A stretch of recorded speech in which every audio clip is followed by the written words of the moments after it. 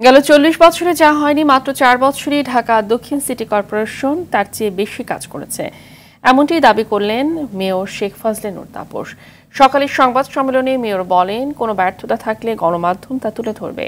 সচল ঢাকার জন্য নতুন বিনিয়োগ পাওয়া যাচ্ছে না জানিয়ে তিনি বলেন, বাস রুট রেজলাইজেশনের আওতায় নতুন বাস চলবে। এজন্য বিনিয়োগকারীদের কী ধরনের সুযোগ সুবিধা দেওয়া যায় তা বিবেচনা করা হবে। শাকিবুর রহমানের রিপোর্ট। ঢাকা দক্ষিণ সিটি কর্পোরেশনের দায়িত্ব নেয়ার ৪ বছর। এ সময়ে উন্নয়নের নানা ফিরিস্তি ও কর্মকাণ্ড তুলে ধরতে মেয়রের সংবাদ সম্মেলন।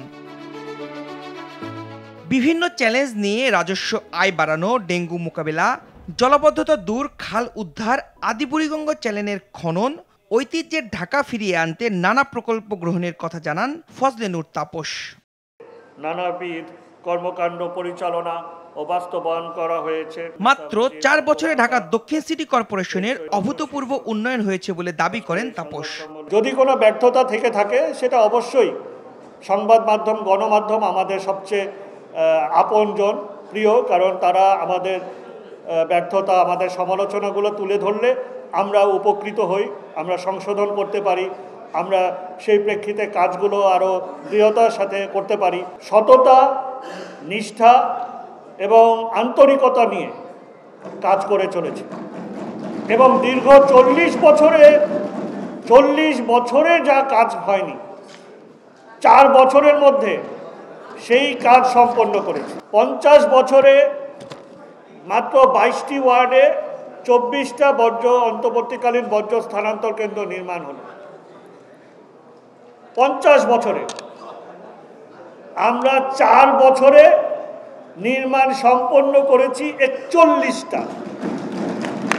কেউ আমাদেরকে খাতির করে জমি দেয় নাই, কেউ বলে নাই যে আমি জমি দিলাম, আপনি সুন্দরভাবে এখানে নির্মাণ করেন। বাস রুট রেশনালাইজেশনে ব্যাপক সাড়া পাওয়ার পর তা থমকে গেলেও কোনো প্রতিবন্ধকতায় কাজ থামাতে পারবে না বলে জানান দক্ষিণের মেয়র। বাস রুট রেশনালাইজেশন কিন্তু শুধুমাত্র যাত্রাপথ সৃষ্টি না, পুরো সামগ্রিক ব্যবস্থাটাকে একটা শৃঙ্খলাবদ্ধ করা, যেটা কিন্তু অন্য কোনো মেয়র করে যেতে পারেননি। যিনি শুরু করেছেন তিনিও করে যেতে পারেননি। প্রতিবন্ধকতা, প্রতিকূলতাকে আমরা ভয় পাই না, নতুন বিনিয়োগ পাচ্ছি না। আমাদের লক্ষ্য বাস রুট রেশনালাইজেশনে আমরা পরিষ্কারভাবে বলেছি যে আমরা কোনো পুরনো বাস দিয়ে আমরা ঢাকা শহরে আর ঢাকা নগর পরিবহন আমরা চালু করব না। আমাদেরকে নতুন বাস দিতে হবে। নতুন বাস দিতে হলে এখন বিনিয়োগ প্রয়োজন। বিনিয়োগ আমরা সেভাবে নতুন বিনিয়োগকারী পাচ্ছি না। সেই প্রেক্ষিতে আমরা বাস রুট রেশনালাইজেশনে কিছুদিনের মধ্যেই সভা হবে। আমরা অনুরোধ করব সরকারের উচ্চ মহলে, যাতে করে নতুন বিনিয়োগকারীদেরকে আকৃষ্ট করার জন্য এখানে কর অব্যাহতি দেওয়া যায় কিনা।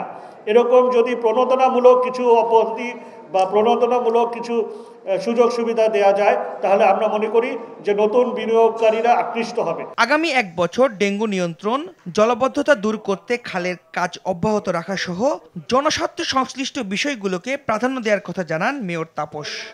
ভবিষ্যতের আমাদের প্রধান যে অগ্রাধিকার ভিত্তিক কাজ। শাকিবুর রহমান, RTV, ঢাকা।